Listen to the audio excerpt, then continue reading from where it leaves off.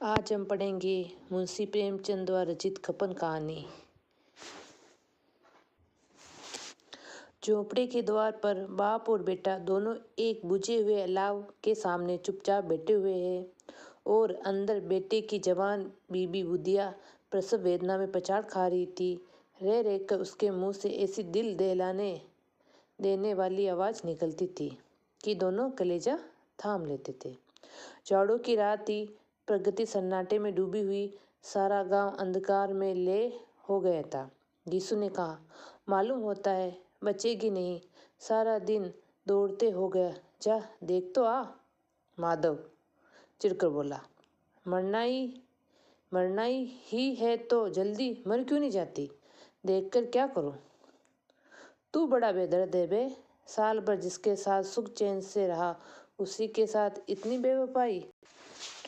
तो मुझसे तो उसका तड़पना और हाथ पांव पटकना नहीं देखा जाता। चमारों का कुनबा था और सारे गांव में बदनाम।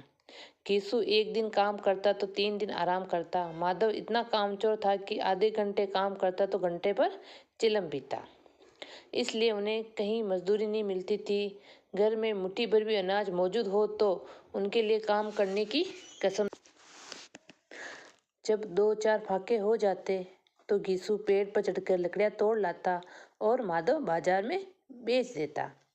और जब तक वे पैसे रहते दोनों इधर उधर मारे मारे फिरते। गांव में काम की कमी न थी। किसानों का गांव था। मेहनती आदमी के लिए 50 काम थे। मगर इन दोनों को उसी वक्त बुलाते जब 2 आदमियों से एक का काम पाकर भी संतोष कर लेने के सिवा और कोई चारा न होता। अगर दोनों साधु होते तो उन्हें संतोष और धैर्य के लिए संयम और नियम की बिल्कुल जरूरत न होती। ये तो इनकी प्रगति थी। विचित्र जीवन था इनका। घर में मिट्टी के 2-4 बर्तन के सिवा कोई संपत्ति नहीं। फटे चीतड़ों से अपनी नग्नता को ढांके हुए जिए जाते थे। संसार की चिंताओं से मुक्त, कर्ज से लदे हुए, गालियां भी खाते, मार भी खाते, मगर कोई भी गम नहीं। दिन इतने की वसूली की बिल्कुल आशा न रहने पर भी लोग इन्हें कुछ न कुछ कर्ज दे देते थे। मटर आलू की फसल में दूसरों के खेतों से मटर या आलू उखाड़ लाते और भून भान कर खा लेते, या 10-5 ऊख उखाड़ लाते और रात को चूसते। गीसू ने इसी आकाशवृत्ति से 60 साल की उम्र काट दी और माधव भी सपूत बेटे की तरह बाप ही के पद चिन्हों पर चल रहा था, बल्कि उसका नाम और भी उजागर कर रहा था। इस वक्त भी दोनों अलाव के सामने बैठकर आलू भून रहे थे जो कि किसी खेत से खोद लाए थे। गीसू की स्त्री का तो वो दिन हुए देहांत हो गया था। माधव का ब्याह पिछले साल हुआ था। जब से ये औरत आई थी उसने इस खानदान में व्यवस्था की नींव डाली थी और इन दोनों बेगरतों का दोजक भर रही थी।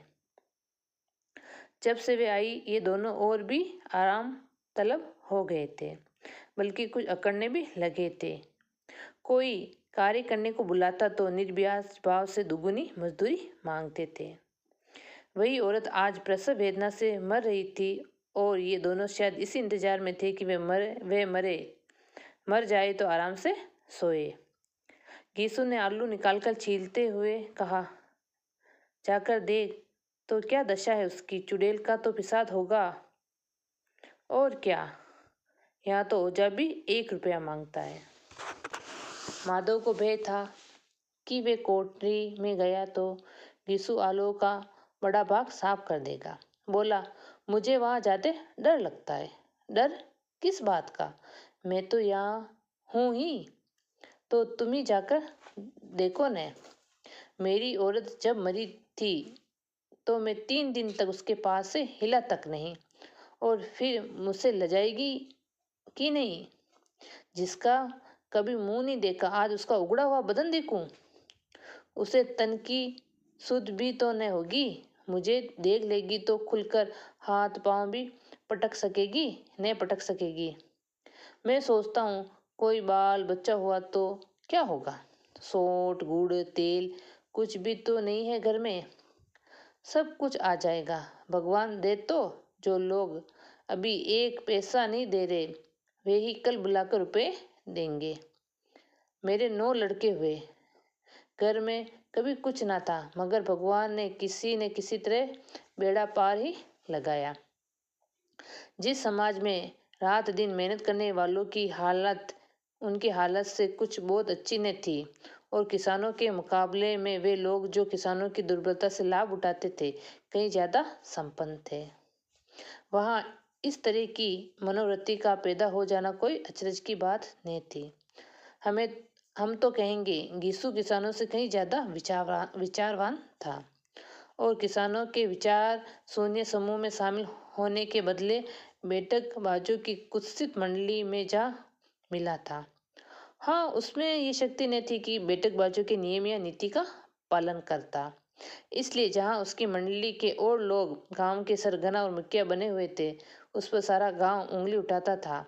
फिर भी उसे ये तस्कीन तो थी कि अगर वे फटे हाल है तो कम से कम उसे किसानों की सी जी तोड़ मेहनत तो नहीं करनी पड़ती, और उसकी सरलता और निरता से दूसरे लोग बेजा फायदा तो नहीं उठाते। दोनों आलू निकाल कर जलते जलते खाने लगे। कल से कुछ नहीं खाया था, इतना सब्र न था कि ठंडा हो जाने दे। कई बार दोनों की जबानें जल गई। छिल जाने पर आलू का बाहरी हिस्सा बहुत ज़्यादा गर्म न मालूम होता, लेकिन दांतों के तले पड़ते ही अंदर का हिस्सा जबान हलक और तालू को जला देता था, और उस अंगारे को मुंह में रखने से ज़्यादा खैरियत इसी में थी कि वे अंदर पहुंच जाए। वहाँ उसे ठंडा करने के लिए काफ़ी सामान थे, इसलिए दोनों जल्द निगल जाते। हालांकि इस कोशिश में उनकी आंखों से आंसू निकल आते।